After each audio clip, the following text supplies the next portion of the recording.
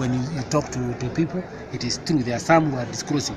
In fact, the worst case is where an OCS got a report, and then he invited the ones who are being reported and called the one who are reporting. Then they said, we now move out of Nyumba Kumi. We are not going to report to participate again because maisha yetu.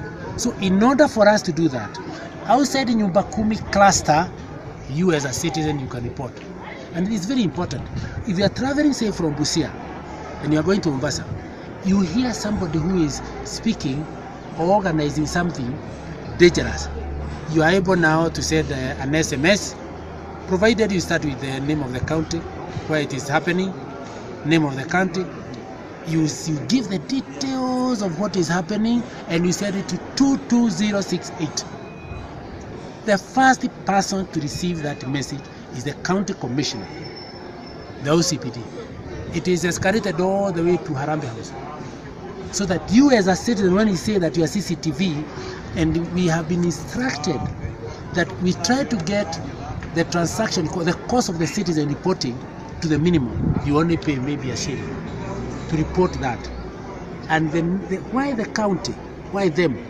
Because the president, through Executive Order number 3, which brought the constitutional provisions, the National Government Coordination Act, the County Government Coordination, and the other one for intergovernment relations, and all the other activities, using the constitutional provisions where the national government has his assignment, the county government has their assignment, the county commissioner is given instructions by the Executive Order number 3 to be the anchor or the other government systems. He represents the president. He can talk on behalf of the president. So that's why we tell him, so that we kindly ask the politician, we elected you. We elected them, MCAs, members of parliament, members of the Senate, governors, we elected you. Let's reduce the pressure, always talking to the president when he has all these officers on the ground. And if you remember when he was launching it, what did he say? He said, where Kimayo, it was Kimayo that time.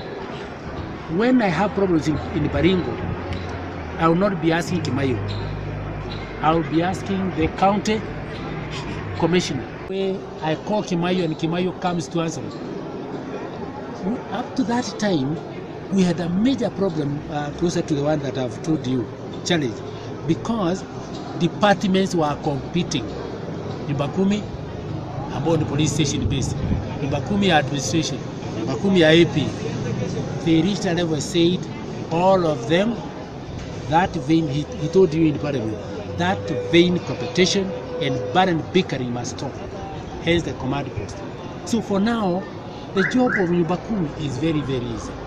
Of course, I have questioned Kiambu, particularly because of those who are with the flats, caretakers.